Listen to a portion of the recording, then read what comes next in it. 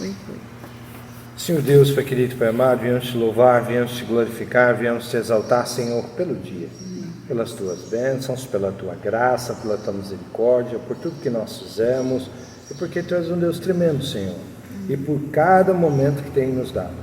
Pedimos em nome de Jesus por esta reunião, por esse período que estaremos aqui reunidos, falando do teu nome, glorificando e exaltando o teu nome. São essas coisas que nós pedimos e já te agradecemos em nome de Jesus. Amém, ó Pai, e aleluia. Bom dia! Chegou na hora do amém. Tarde, aliás. Pega uma cadeira, tá cheio de Bom, coisa. hoje nós vamos meditar sobre um texto que é Por aqui, sempre mais extremamente conhecido, não só por nós evangélicos, não só por nós cristãos, mas praticamente o mundo todo conhece esse texto. Vamos lá, está lá em Mateus capítulo 6.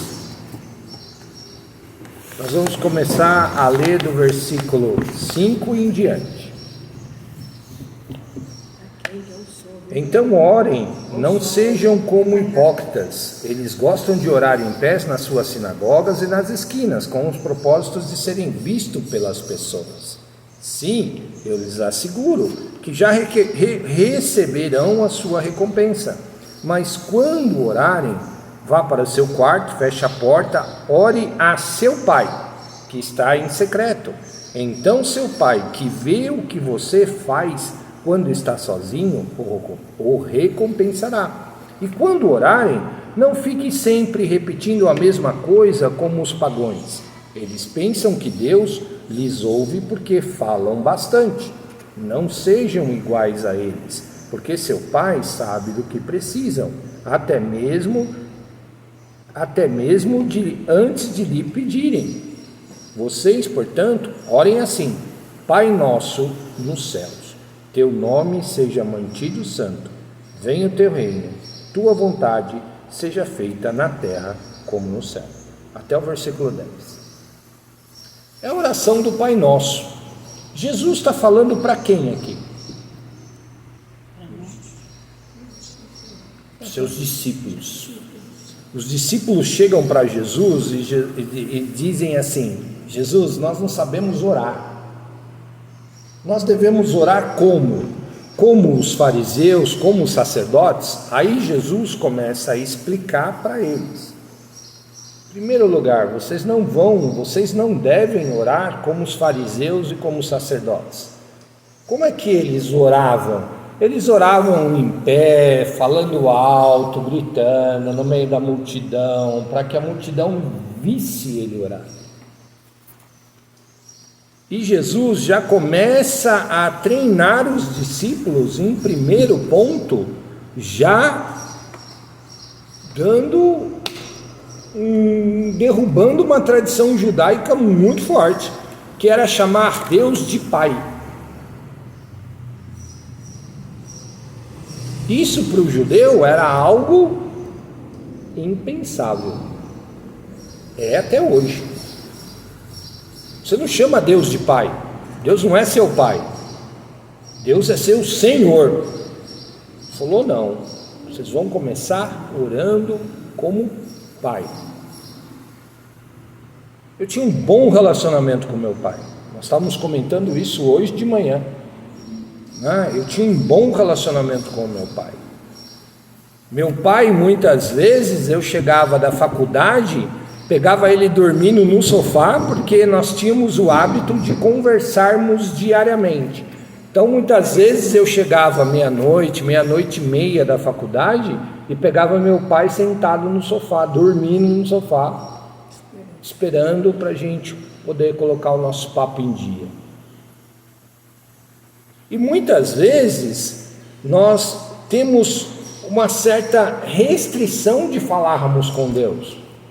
Nós temos um certo cuidado de entrarmos na presença de Deus, porque nós achamos que Deus é um ser intocável, um ser inatingível, quando na verdade Jesus vem e quer derrubar essa barreira e dizer não, pelo contrário. Deus quer ter um relacionamento de pai para filho para com você. Tudo aquilo que colocaram de barreiras diante de vocês há todo esse tempo, é isso que ele está ensinando para os seus discípulos. Tudo aquilo que colocam de barreira, que os fariseus, que os sacerdotes colocam de barreira, falando que Deus é um ser inatingível, eu estou derrubando por terra agora. Como? Chamando Deus de Pai. Ele não é esse Deus inalcançável que os profetas, que os sacerdotes e os fariseus pintam para vocês. Pelo contrário, ele é tão acessível, tão próximo, que você pode chamar ele de Pai. É um relacionamento de intimidade, é um relacionamento familiar. Então, tudo aquilo que ensinaram para vocês, joga isso fora. Porque o relacionamento de intimidade com Deus é um relacionamento de pai para filho. Tanto é que em certa ocasião, Jesus vira e fala assim: viu, que pai, que quando o filho pede alguma coisa, ele não faz das tripas o coração para conseguir fazer, atender o filho. É ou não é? A parábola do filho pródigo, ele volta de novo lá: olha, Deus ama tanto vocês, que independente do que você quer que faça. Acho que nós falamos do filho pródigo algumas semanas atrás aqui.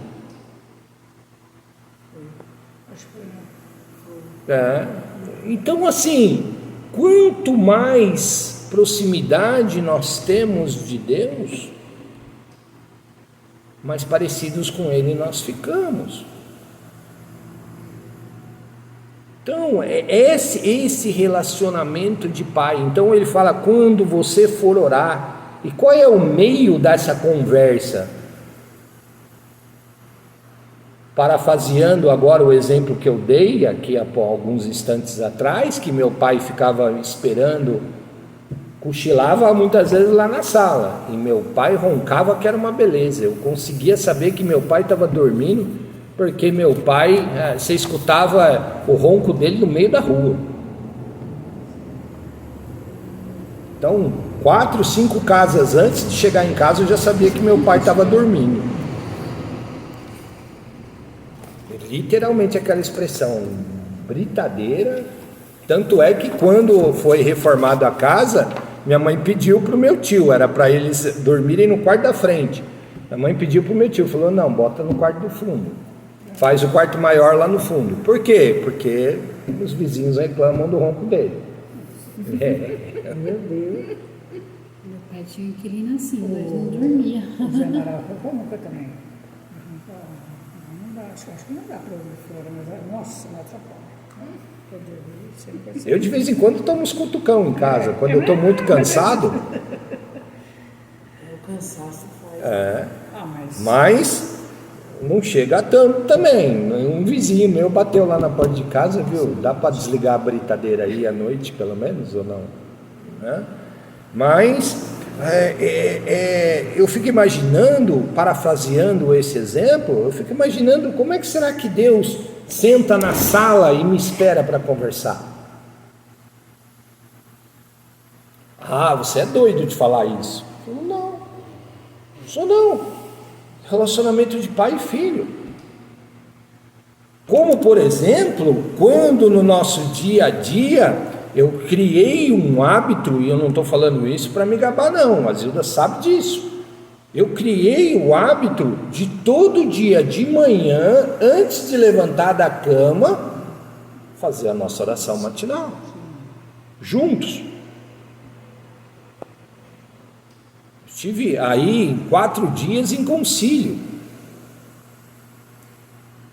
4 dias que o pastor Marcos esteve dormindo, nós partilhamos no mesmo quarto, e ele acordava, e se acordou cedo. Eu falei: eu estou acostumado a levantar cedo, mas eu levantava, me trocava, escovava os meus dentes e tudo mais, passava a mão na minha Bíblia e ia lá para a salinha de oração.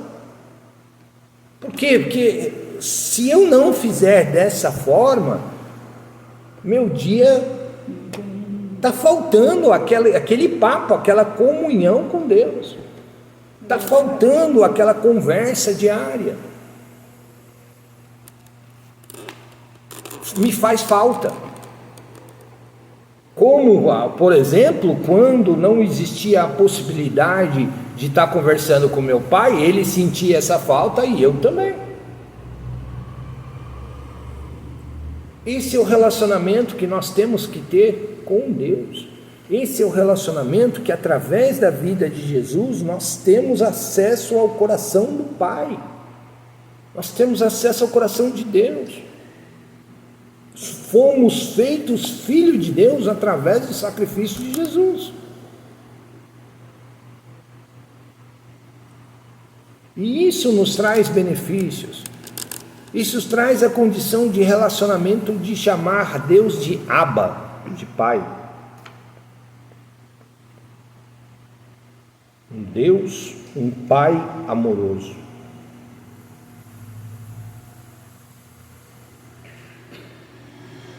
Tá certo? E quando os discípulos perguntam para Jesus, olha, como é que eu não sei como é que eu entro na presença de Deus, as tradições, o peso que os sacerdotes e os fariseus colocam nas nossas costas é tão grande, porque colocam para o povo que Deus é inacessível, que Deus só escuta eles. Aí Jesus vem e fala, vamos botar um ponto final nessa história aqui. Logo quando vocês querem fazer a oração, então vocês vão começar, a primeira coisa que vocês vão fazer é chamar Deus de Pai. Pai nosso. Não é só o pai do sacerdote, não é só o pai do fariseu, não é só o pai do escriba. O Pai é nosso, é de todos, é para todos. Deu para entender? Vocês já tinham pensado no Pai Nosso dessa forma? Por que Jesus ensinou os discípulos a orarem disso? Ele falou, olha, derruba essa história, acaba com essa história de que Deus é inatingível. Eu gosto muito de conversar com as crianças. Como é que você vê Deus?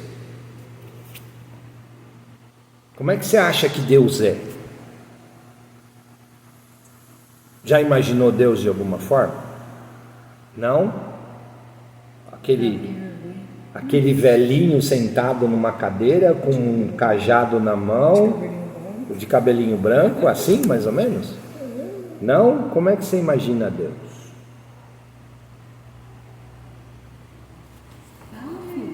Pode falar. Aqui não tem certo ou errado. Né? Eu tinha, quando criança, na igreja católica ainda, você fazia os desenhos de Deus, você via aquela história de um velho, sentado no trono, sisudo, barbudo, sisudo, com um cajado na mão, uma coroa, e com raios saindo dos olhos e tudo mais e tal. Foi criada na nossa mente essa imagem. Se você pegar a cultura, a civilização grega, você vai ver Zeus, os desenhos, as figuras de Zeus que seriam equivalentes à figura de Deus no cristianismo, o Deus Todo-Poderoso. Isso não existe? Existe. Pega, por exemplo, a cultura grega, que você vai ver lá, você tem 3 deuses principais. Você tem uma infinidade de deuses, mas existem 3 que são os 3 mais fortes, que eles consideram os 3 mais fortes: Zeus, Poseidon e Hades. Pouco parecido com o cristianismo, não é? Deus Pai, Filho, Espírito Santo, Trindade. Então, essas culturas, elas praticamente copiaram umas às outras, mas tirando isso, é lógico, que existe um comparativo da cultura grega em relação ao cristianismo. Foram criados para se sobrepor, para tentar se sobrepor, né? Para tentar apagar a verdade. E aí o que acontece? Foi criado essas figuras aí, tá ok? Mas fora isso, excluindo isso, que não é o nosso assunto, Jesus vem e fala assim, viu? Deus não é esse velhinho sentado num trono inacessível. 7 anos quando eu vi esses olhos aqui, branco como a neve. Ótimo. E é uma experiência que a gente não esquece nunca. Eu tinha 7 anos de idade, 7 anos. A gente não esquece 8 nunca. não vê mais, mas 7 vê, 8 não. 8 anos não vê mais não.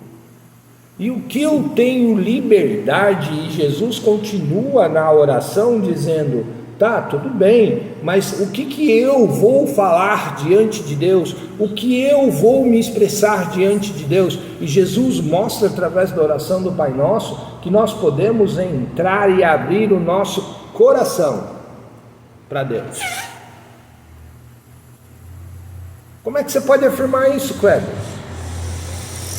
Deus é onisciente, onipotente e onipresente, não é? Quando Adão cai, o que é a primeira coisa que ele pergunta para Adão? Quando ele desce lá no jardim para ter aquela conversa diária que ele tinha com Adão. Primeiro, Adão, onde tu estás? Ele já não sabia onde Adão estava? Onisciente, onipotente, onipresente. Ele já sabia onde Adão estava, mas mesmo assim, ele amava tanto a Adão, que ele dá oportunidade para Adão se expressar. Porque muitas vezes o pecado, a impressão de pecado, a impressão de julgamento, a impressão de severidade de Deus, nos faz ter medo de estarmos primeiro diante da sua presença. Foi criada essa cultura na nossa cabeça. E desde criança, né? E desde criança. A gente sempre pinta esse quadro de um Deus inacessível. E vem Jesus e pega essa história e amassa tudo isso aí. Não é assim. Eu sou a prova viva de que não é assim. Eu vim a este mundo para mostrar para vocês que não, que Deus não é isso que estão pintando na sua cabeça. Deus é acessível, acessível de um ponto de querer ser chamado de Pai. Nós vemos isso na oração do Pai Nosso, nós vemos isso no exemplo do filho pródigo, nós vemos isso Jesus falando na cruz. Pai, por que me abandonaste? Por que me desamparaste? Sempre a expressão Pai, eu estou contigo, você é meu filho. Pai Nosso. E aí quando Adão vira e fala assim, olha, eu tive medo. Medo por quê? Porque a serpente falou que eu vou morrer.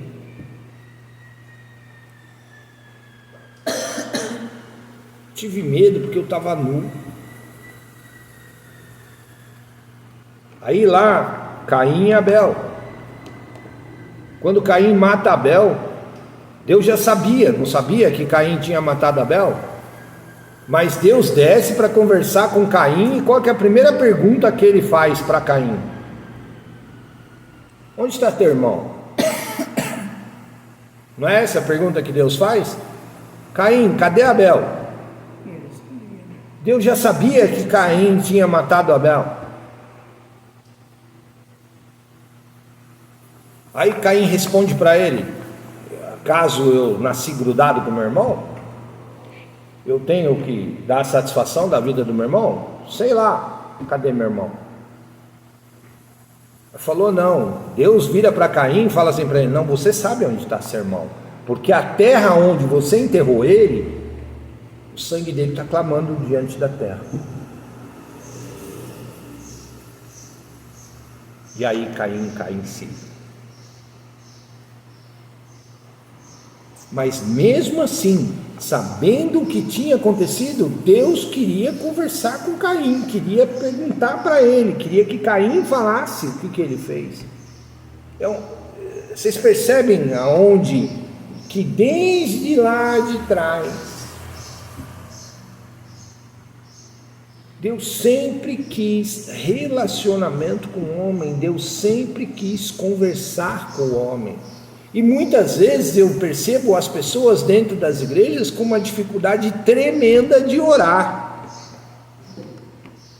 Sendo que a única forma que nós temos de conversar com Deus é através da oração. Eu citei o meu exemplo da oração de manhã, mas quantas vezes a gente ora juntos por dia? Mais ou menos. Pelo menos umas 3 vezes. Pelo menos. Juntos. Agora, tanto se você perguntar para mim quanto para ela, temos os nossos momentos de oração individual. Temos ou não temos? Eu falo, de vez em quando, tem uns caras que param o carro do meu lado no farol, devem me achar um retardado. Porque eu tô lá, ele deve olhar para dentro do carro assim, com quem esse cabeção está falando?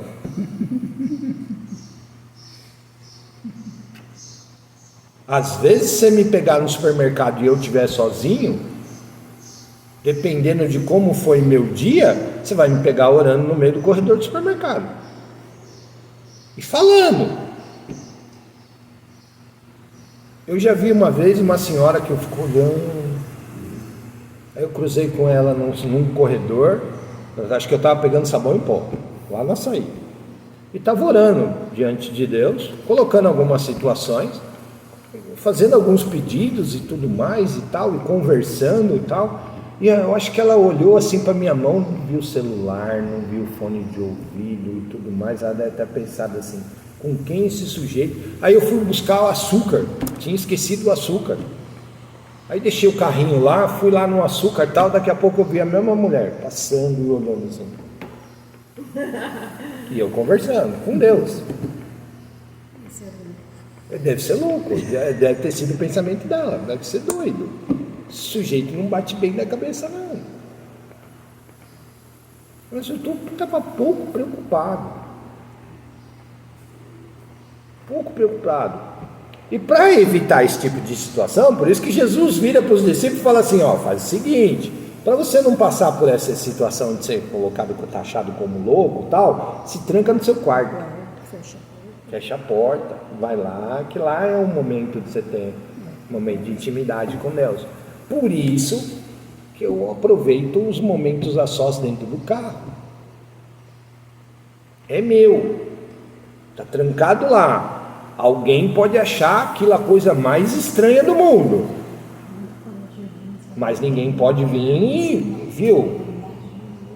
O sujeito aí é doido, estou dentro do meu carro, os vidros fechados e tudo mais e tal. Se o que eu estou fazendo lá dentro eu deixo de fazer, desde que não fira a dignidade de ninguém, ponto. E sei que Deus está comigo lá. Sabe como é que você pode afirmar isso? O salmista já dizia isso muito claro: para onde eu fugirei da tua presença? Se eu for lá para o fundo de uma caverna, tu está lá. Se eu for para o mais profundo mar, tu está lá. Se eu for para o mais alto dos céus, tu também está lá. Não tem. Deus está presente em todo momento conosco, em todos os instantes. Por isso eu tenho essa liberdade de estar conversando com Ele. Tudo bem? Alguma dúvida sobre como nós devemos nos apresentar diante de Deus. Como? Com formalidades? Com formalidades? Não. Mas com intimidade suficiente de podermos chamar Deus de Pai. Depois posso falar uma coisa? Pode. A Arlete é minha testemunha antes de ontem, né? Aconteceu lá em casa uma coisa muito chata, né? A minha casa lá embaixo, né?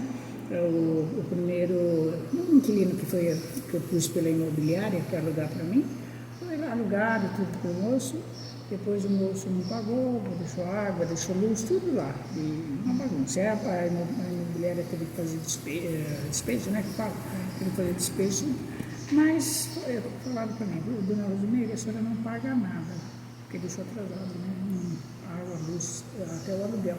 O aluguel eu fiquei quieto. Mas a água eu paguei porque eu falei, gente, como eu vou ficar uma casa sem água, eu quero vir aqui fazer limpar alguma coisa, naquela época eu estava bem ainda, né?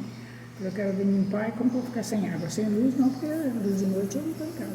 Aí deixei. Aí eles religaram, né, a luz, mas não paguei. Acho que eu fiquei uns 4 meses, que o menino deixou 4 meses sem pagar. Não, a senhora não vai pagar porque tem processo, que não sei o que, não sei o que. Aí eu acho, eu fui na CPFL, aí a menina falou, o moço falou para mim, Rosimeira, a senhora paga, porque a senhora vai entrar bem, vai ter dificuldade com a senhora. Mas deixei quieto, né? Ele falou que não era para pagar, o moço da imobiliária. Agora, antes de ontem, né, Lete? Antes de ontem vieram aí e cortaram a luz da inquilina minha. A inquilina ali, ó, todo mês, ela é bonitinha, ela não deixa passar um dia sem o aluguel, né? Eu fiquei doida, a Lete estava em casa. Aí eu liguei para a imobiliária, eu falei um monte de... Mas falei mesmo, falei tudo que eu tinha e que não tinha. Aí ele ligou para a Fábia, que falou para a Fábia que ele ia fazer, o que ele ia fazer? Ele ia me processar, né, com, como que fala assim, quando você falta com respeito com a autoridade. Autoridade? Não, autoridade, não, ele é advogado, aquilo ali. E eu tinha faltado respeito com ele, sabe? Eu te falei mesmo, falei um monte de coisa. Aí eu falei para ele, não, o meu advogado, eu tenho um advogado que é bem, foi nesse ponto que ele ficou bravo, né? Ele é bem maior que o senhor, bem maior que o senhor. E ele falou um monte de coisa, vai discutir. Mas mesmo assim, eu tinha que me virar, né? Porque veio conta do rapaz. Aí fui no banco, tudo, eu ainda conversei com a Arlete, eu falei, Arlete do céu, porque geralmente fim de mês você está fora de ordem, né? Aí eu falei, como que eu vou fazer? Aí eu fui ontem no banco, né? Falei, seja o que Deus quiser, né? Porque aquelas contas tinha que ser paga para poder religar para a inquilina. Porque a inquilina não está devendo, então tem que religar. Ai, gente, cheguei assim lá no... nem acredito. Cheguei lá no banco, né? Meio com medo de pôr o cartão para ver, né? Aí eu fui conversar com a moça, primeiro com a gerente, ela falou assim, pode, se ela tem uma coisa aí que dá para você, né? Dependendo do que a senhora vai fazer, porque eu não contei para ela, né? Aí quando eu fui fazer o cartão lá, a menina tinha acho que 3 vezes mais do que aquele valor. Aí eu fui no Talso, né, comprar alguma coisinha lá pra gente, né? Aí eu tava orando, né? Parei o carrinho assim bem perto do caixa, porque daí lá que eu tinha que tirar o dinheiro, né, para poder pagar o caixa. Aí veio uma moça e falou assim para mim, nossa, a senhora está sentindo mal? Está sentindo mal? Está bem? Eu conversando com Deus, agradecendo, né? Que eu falei, meu Deus, 3 vezes mais do que eu precisava. Né? E não era pouco não, gente, era R$1.000 as contas, olha. Ela deixou de pagar R$1.000. Gente, aí... Eu já me ferrei com 400, mas com 1.000 não. Então, aí, não era o pouco, que a gerente falou? O exército do 13º da senhora. Você como Deus é, né? Meu marido é.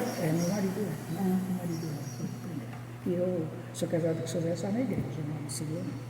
Eu falei, mas já? Tá aqui, ó. O 13º da senhora já está... Gente, eu falei, não, isso... Aí eu fiz igual para ela, comecei a conversar. A moça, a senhora está sentindo mal? Não, filha, eu estou conversando com meu pai. Mas nós podemos conversar com Deus todo momento, todo instante. E Ele está disponível para nós, não só nos momentos ruins, também nos momentos bons. Com certeza. Basta a gente ter essa consciência, tá ok? Porque da mesma forma que eu entro com pedidos diante de Deus, eu também entro com ações de graça, agradecendo pelo meu dia, pela noite de sono tranquila, pela paz que essa excede todo entendimento, toda lógica e toda razão humana, e pelo amor dele demonstrado por nós a cada dia. Amém? Amém. Tá bom.